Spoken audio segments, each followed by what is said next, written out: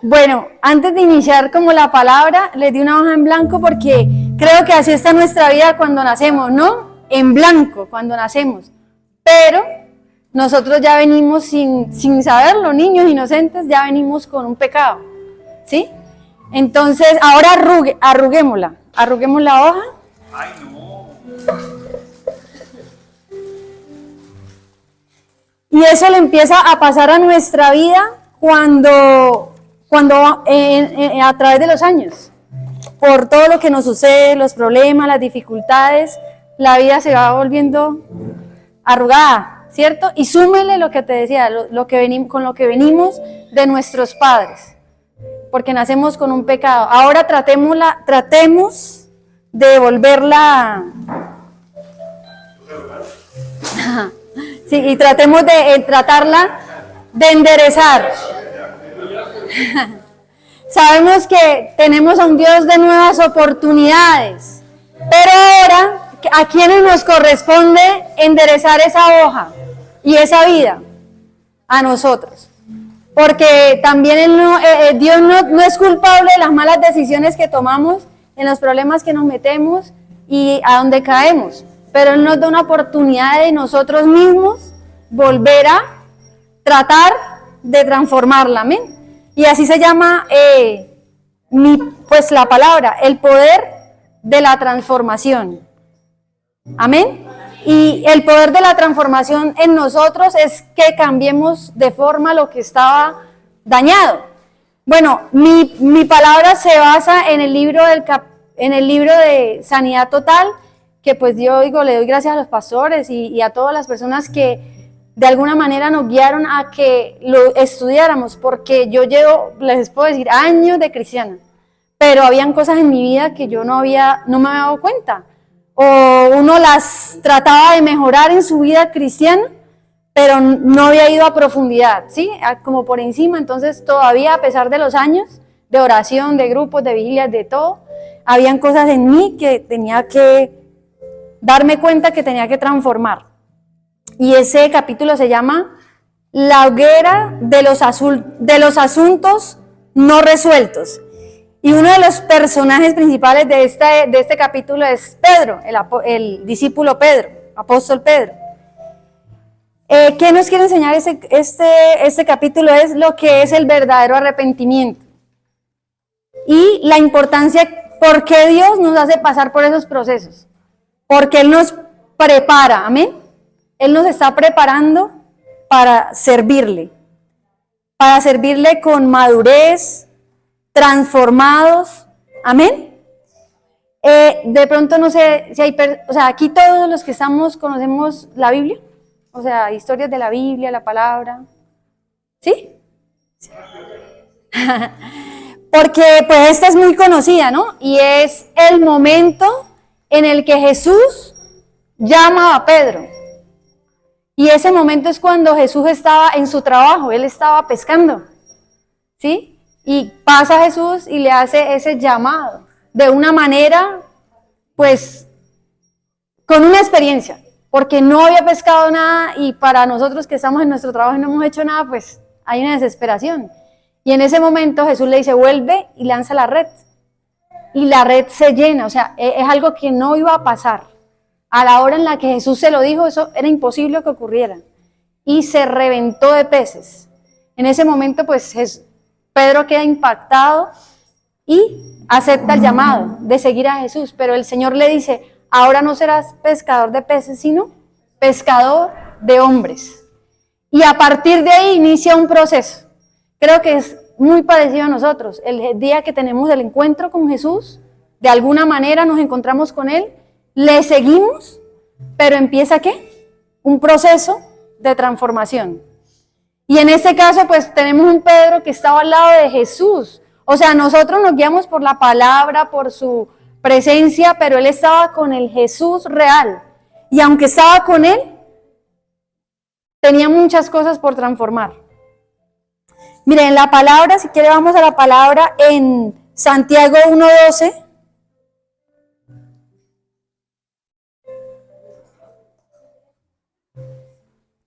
Porque aunque era Pedro y estaba al lado de Jesús, no quería decir que él estuviera listo, le faltaba mucho, estaba hasta ahora empezando, ¿verdad? ¿Qué dice Santiago 1:12?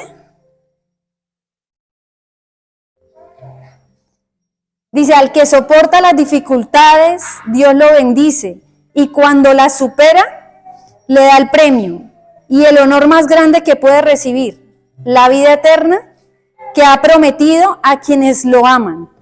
Pero él dice que cuando, ¿qué? Soporta dificultades y las supera, ¿verdad? Cuando soporta las dificultades y las supera, eso quiere decir que no a todos, ¿verdad? Porque dice el Señor acá, las... Aquí esta versión dice, el que resiste la tentación. Ajá. Dice, porque al salir aprobado recibirá la corona de vida. Resistir y aprobar. Y las pruebas no son solo las pruebas de que lo que nos pasa, lo malo, sino también superar las tentaciones. Esas dos cosas son súper importantes. Entonces, ¿qué nos hace ver este versículo? Que las pruebas son, ¿qué? Necesarias para confrontar nuestros pecados ocultos. Eso que nadie sabe, que no le decimos a nadie, que solo sabemos nosotros. Y aquí el Señor me decía, o sea, hablando de mí personalmente, o sea, yo en este momento de la prédica soy Pedro. ¿Sí? Un Pedro que podía llevar años con el Señor, pero tenía cosas ocultas que no las había visto. Y el Señor viene y me confronta, ¿verdad? Nuestros pecados ocultos, hacernos conscientes de lo que hay en nuestro corazón, recordarnos que somos vasos de barro y prepararnos para el plan de Dios. O sea, el proceso de transformación es para prepararnos para el plan de Dios que tiene para nuestras vidas. Pero, dice acá, tristemente no todos pasamos la prueba, ni entramos a la tierra prometida. O sea, y eso es algo que todos recibimos salvación, aceptamos a Jesús en nuestro corazón. Pero nosotros, no todos vivimos el plan de Dios en la tierra, lo que Él tiene preparado para nosotros. Y no es por decir unos son más pecadores que otros, sino que Dios tiene cosas muy grandes para nosotros y a veces no las descubrimos. Entonces, ¿qué tenía Pedro? Tenía orgullo y no estaba preparado. El problema que tenía Pedro era con su temperamento. Y lo podemos ver porque aunque fue uno de los que estuvo más cerca a Jesús, vivió todos los milagros de Jesús, Jesús le dice en algún momento, me vas a negar, y él, inclusive él mismo no lo creía, ¿cómo que lo voy a negar? Y esa fue una de las mayores pruebas que pasó Pedro, porque como que él en ese momento de presión, porque estaba bajo presión, lo acorralaron, sí, usted era de los seguidores de él se cumple lo que Jesús le dijo, me vas a negar. Y en ese momento podemos ver una debilidad en Pedro. Él no estaba preparado. Pero eso eso no ocurrió solo en ese momento donde él lo negó. Ya venían sucediendo cosas. Lo que pasa es que a veces no las estudiamos muy bien, pero Pedro tenía celos de los otros discípulos, inclusive de Juan, que era el más cercano a Jesús. Era acelerado. Él, por ejemplo, era de los que no se le acerquen a Jesús cuando iba pasando a hacer los milagros, hasta con las personas. ¿Sí? Entonces era muy acelerado, no estaba preparado.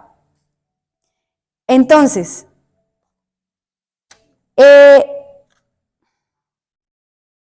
al ser Jesús arrestado, o sea, él demostró que no estaba seguro. Si uno duda de alguien con el que ha estado, es porque no está seguro. Pero aún en ese momento, en ese proceso en que estaba viviendo Pedro, Jesús estaba con él. Jesús no lo abandonó, solamente lo estaba dejando. Quería ver cómo se iba a transformar. Amén.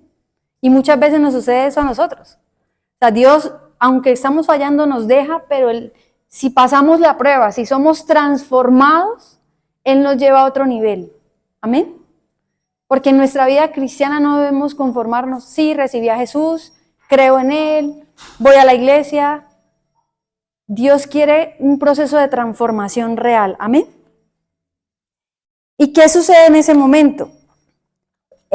debemos identificar en nosotros cuáles son esas situaciones que nos producen reacciones cuando estamos bajo presión. O sea, ¿qué a nosotros nos haría reaccionar de forma incorrecta? Y aquí dicen varias cosas. Si somos egoístas, dice que somos egoístas, solo nos damos cuenta si somos egoístas cuando nos casamos. Cuando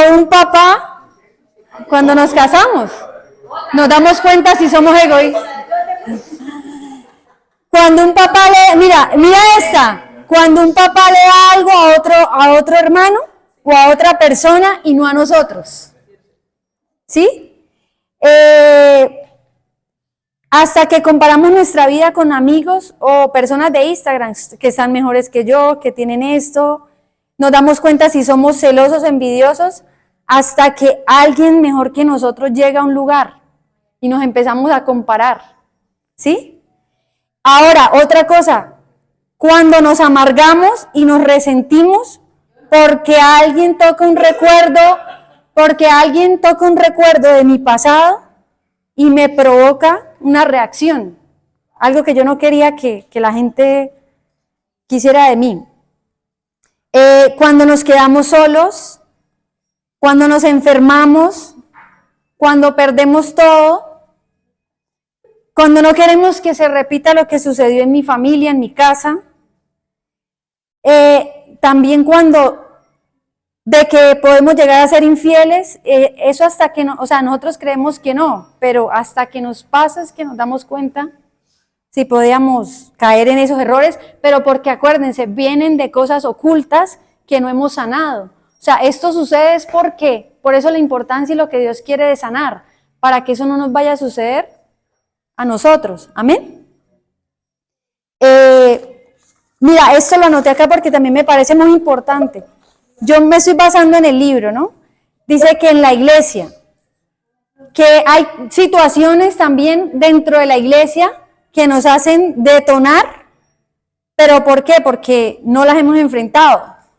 Dice, no sabemos si somos desleales con la iglesia hasta cuando estamos enfermos y nadie nos visita. No me visitaron, no sé qué, pero eso no es culpa de la iglesia, es porque hay algo dentro de mí. Cuando creemos que la iglesia no manejó bien nuestro caso, o sea, pues que fue a mí, a otros sí, a otros no, me siento mal, pero es por algo que yo tengo.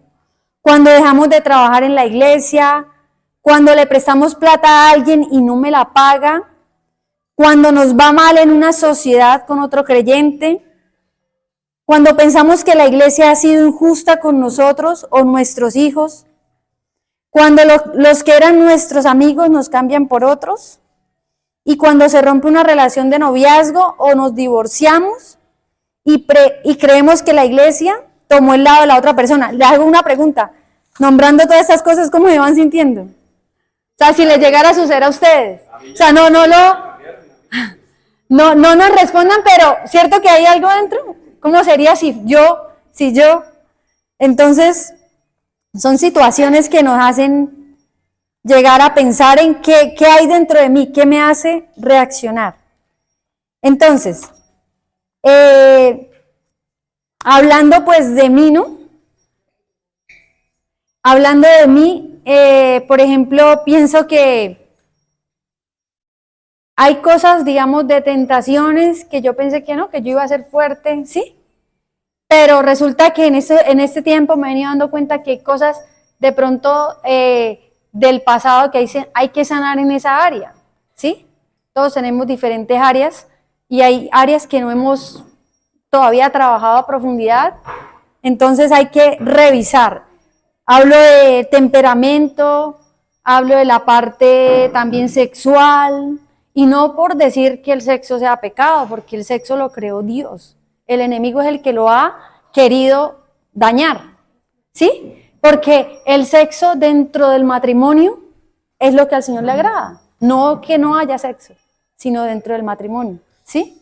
Y el enemigo en esa área, a todos los seres humanos, nos quiere tentar porque a él le conviene que vivamos una vida desordenada, ¿sí?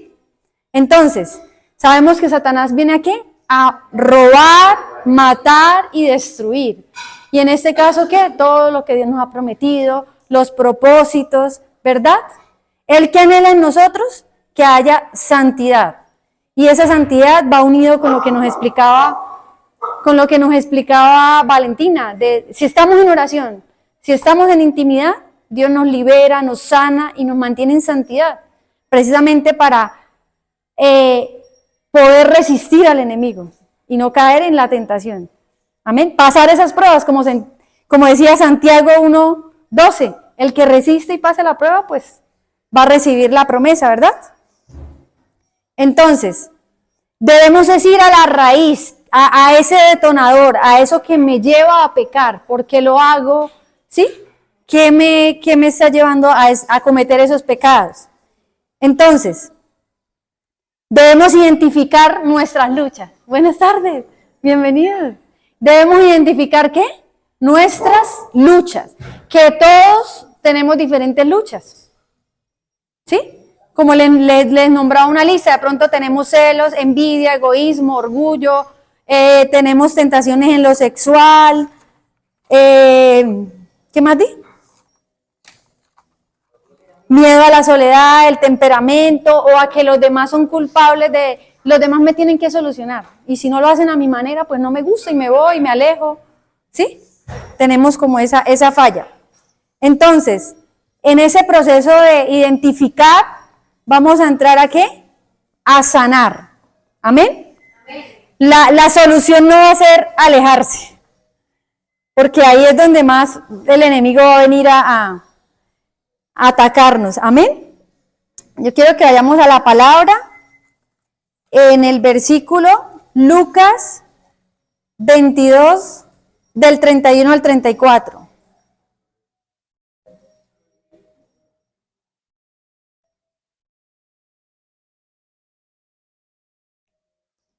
Pero miren, yo aquí les estoy hablando, por eso les decía, bueno, todos los que estamos aquí asistimos a la iglesia, les hablaba un personaje de Pedro, porque era un discípulo, o sea, yo no les estoy hablando de un recién convertido, estoy hablando de alguien que estaba con Jesús.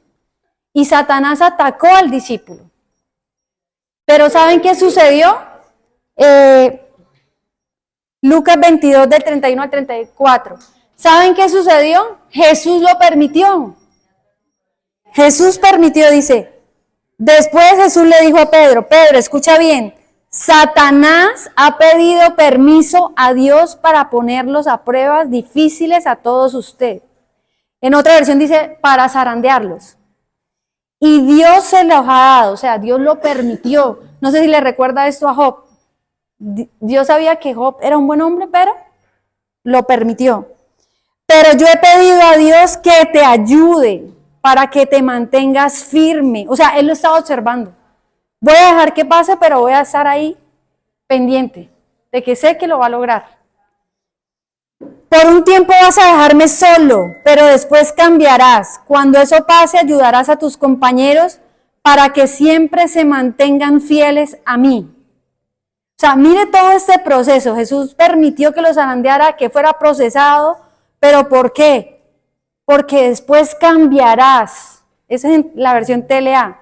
Y cuando esto pase, ayudarás a tus compañeros para que se mantengan fieles. O sea, viví la prueba, la superé, ahora sé cómo ayudar a los demás de mi círculo a que se mantengan fieles. Amén.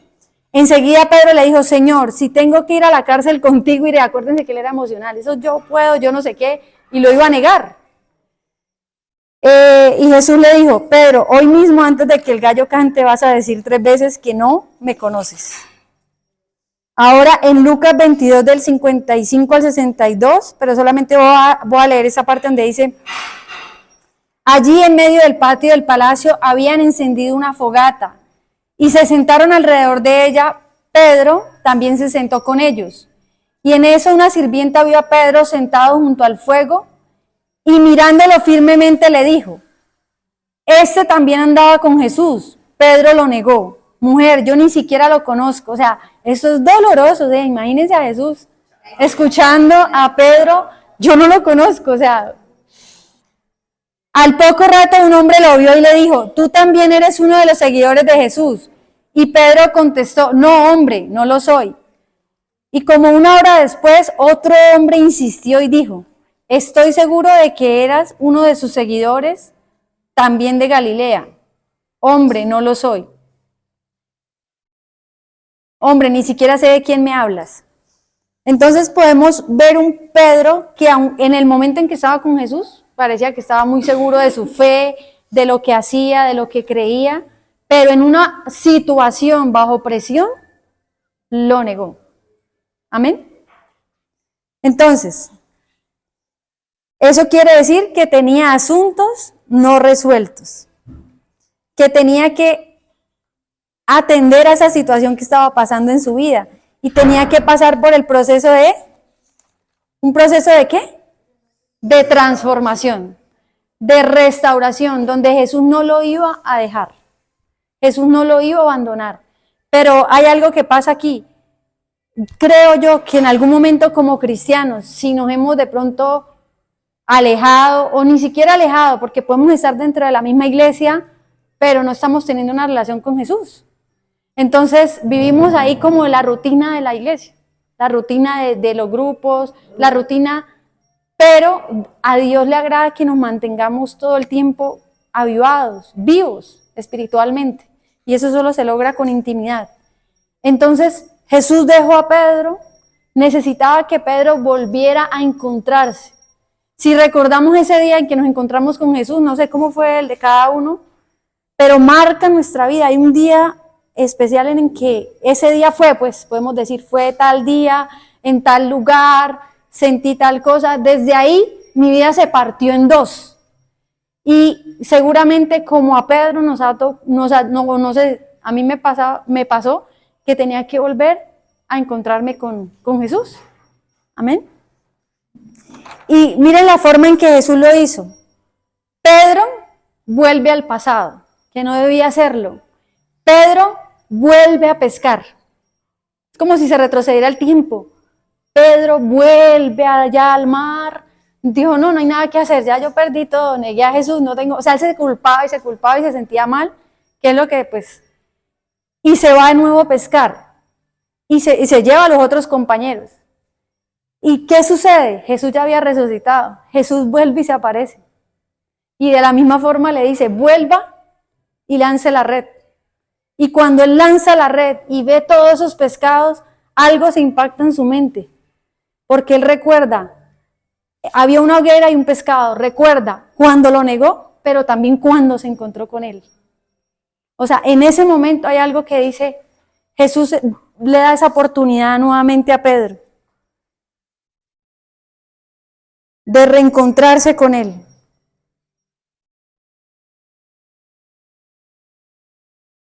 En Juan 21, del 21 al 22 dice, cuando Pedro lo vio, le preguntó a Jesús, Señor, ¿qué va a pasar con este? Jesús le contestó, sí, yo quiero que él viva hasta que yo regrese. ¿Qué te importa a ti? Tú sígueme. En Juan 21, del 6 al 8, Jesús le dijo, entonces echen la red al lado derecho de la barca y pescarán algo. Los discípulos obedecieron y después no podían sacar la red del agua, pues eran muchos los pescados.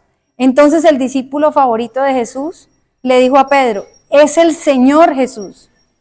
Cuando Simón Pedro oyó que se trataba del Señor, se puso la ropa que se había quitado para trabajar y se tiró al agua. Los otros discípulos llegaron a la orilla en la barca arrastrando la red llena de pescados, pues estaban como a 100 metros de la playa. En ese momento, Dios había preparado todo para que Pedro tuviera un nuevo encuentro. Amén. Pero yo digo, la importancia de todo lo que estaba sucediendo, de la preparación que Dios estaba haciendo con Pedro. Porque cuando vamos a Hechos 2, y esto es lo más poderoso que hay, cuando están en Hechos 2, que ya Jesús no está y están reunidos orando para que el Espíritu Santo venga, nuevamente ¿cómo vino? Recuerden la hoguera donde estaba él y él negó a Jesús. Cuando estaban reunidos orando, fueron como llamas de fuego. Todo eso le recordaba a Pedro que Jesús estaba ahí. Y fueron llenos del Espíritu Santo. ¿Y quién fue el primero que predicó? Pedro. ¿Cuántos se transformaron? 3,000. ¿Quién fue el primero que hizo milagros? Pedro. Jesús lo estaba preparando para ser uno de sus mayores discípulos. Amén. Y por eso el Señor nos pide perfección. O sea, suena duro y suena fuerte, pero para la tarea que Él nos pide, Él también nos va a pedir limpiarnos, santificarnos, purificarnos, soportar la prueba, soportar la tentación. Amén. Y en su carácter también lo estaba preparando porque, como hemos visto en la palabra, venía otro discípulo que era Pablo. Y Pablo tenía un carácter más fuerte que Pedro. O sea que si Dios no lo preparaba para lo que iba a suceder, iban a ¿qué? A chocar, y los propósitos de Dios no se iban a cumplir. Un ejemplo, si a uno le llega a alguien como que más fuerte que uno dentro de la iglesia. Sí, por eso. Entonces, ¿qué hace Jesús? ¿Qué hace Jesús? Prepara primero nuestro temperamento, nuestra vida, aún para personas que no sabemos que van a llegar, aún para personas que no sabemos que van a llegar, pero que Él va ¿qué? Que Él va a traer y con las que vamos a poder hacer un trabajo grande para Dios. Amén. Entonces, ¿identificar qué? ¿Qué debemos identificar? Aquello que nos hace caer en tentación o aquello que nos hace daño. Y pasar por el proceso de transformación. Yo les pregunto, ¿estamos solos en el proceso de transformación? No. Pero hay que reconocer. Y aparte de reconocer, dar el paso de querer ser transformados. Porque yo me puedo quedar en uno de los dos. Yo puedo decir, bueno, sí, yo sé que tengo esto. Pero bueno, a diferencia en que yo diga, uy, yo tengo esto, Señor, ¿qué voy a hacer para transformarlo en mi vida? Porque sé que Dios va a hacer algo con nosotros. Amén. ¿Soportar la qué? La presión. Mire que yo leí ahorita un versículo también que dice, me gustaría que lo leyéramos, y es Proverbios 24:10. Proverbios 24:10.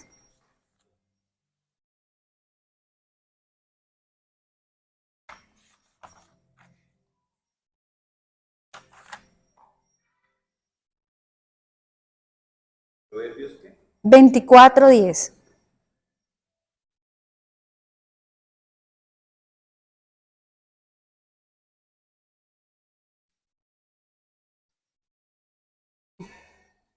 Dice, si el día de la aflicción, ese,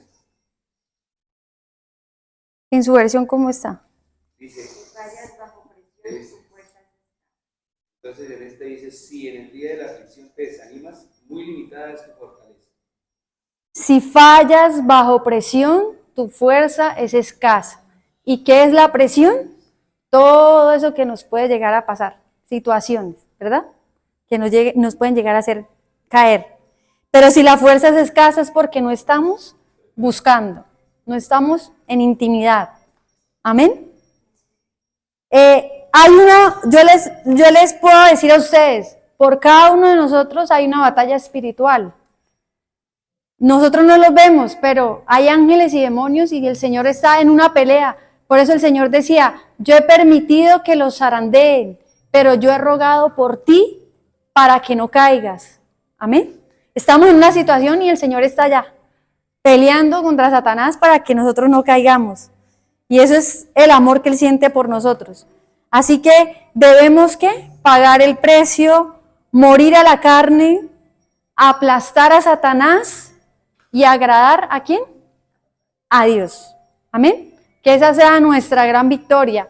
No vamos a juzgar a un Pedro que esté pasando, yo soy Pedro, yo les dije, no, estoy predicando sobre Pedro y me considero un Pedro en este caso, pero sabemos que si Dios nos está advirtiendo es para que nos prevengamos y estemos alertas. Amén. Estemos alertas a lo que Él quiere hacer en nuestras vidas. Entonces, si quieren, nos colocamos sobre nuestros pies, vamos a orar.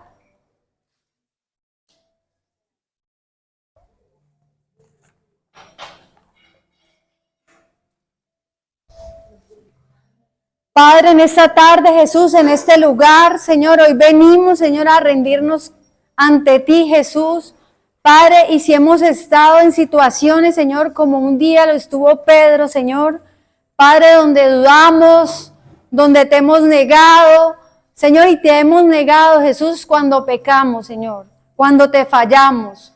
Pero, Señor, también hoy queremos decirte, Jesús, Padre, que queremos mantenernos, Señor, firmes, Señor. Queremos mantenernos firmes, Jesús, para servirte, firmes para agradarte. Padre, que seas tú limpiando nuestra vida día a día. Señor, que cuando hemos tenido esos encuentros especiales contigo, Señor, donde sabemos que tú no nos dejas, Señor. Sabemos que en ese momento, en esos lugares específicos, tú nos recuerdas, Señor, el llamado. Tú nos recuerdas, Señor Jesús, a qué hemos sido llamados, Jesús, a ser pescadores de hombres, Señor. Padre, este llamado es general, Señor, no es solo para unos. Padre, por eso te pedimos, Señor, prepáranos, Señor. Prepáranos, Señor. Danos la fuerza para resistir, Jesús. Danos la fuerza, Señor, para pasar la prueba. Padre, porque queremos agradarte a ti, Jesús, no al hombre, Señor. Padre, no queremos, Señor, aplausos del hombre, Jesús. Queremos tus aplausos, Señor. Queremos el gran galardón, Señor, de la vida eterna, Jesús. Padre, y poder decir, Señor, que así como un día nos llamaste, Señor, nos mantenemos firmes, Señor Jesús. No volvemos al pasado, Jesús. Padre, Pedro volvió a su pasado, de donde lo habías sacado, Señor. Pero tu misericordia volvió y lo alcanzó, Señor. Padre, que no tengamos que volver al pasado, Señor, para que nos recuerdes el llamado, Señor. Sino que aún, Señor, todos los días, Señor, seamos fieles, Jesús. Fieles a ti, Jesús. Fieles a tu palabra. Padre, porque tú sabes, Señor, tú conoces el futuro y sabes lo que vas a hacer con nosotros, Señor. Aún ni siquiera Pedro se imaginaba, Señor, lo que tú ibas a hacer con él, Padre, pero lo llenaste tanto, Jesús, de su espíritu, que ya en él no había temor, Jesús. Padre, que él tenía tu autoridad, Señor, para ir, Señor, y declarar, Señor, sanar enfermos, Señor, predicar tu palabra, Jesús, con la autoridad que tú le habías dado, Señor. Y hoy, Señor, te pedimos, Señor Jesús, Padre, que aún nos fortalezca, nos limpie, Señor, con tu sangre, Señor, y nos mantengamos, Señor, en santidad. Señor, es una palabra muy grande, pero, Señor, gracias porque aún, Señor, con nuestras debilidades, Señor, tú pones, Espíritu Santo, tú pones personas para guardarnos, Señor, tus ángeles que nos guardan, Señor. En el nombre de Jesús, amén.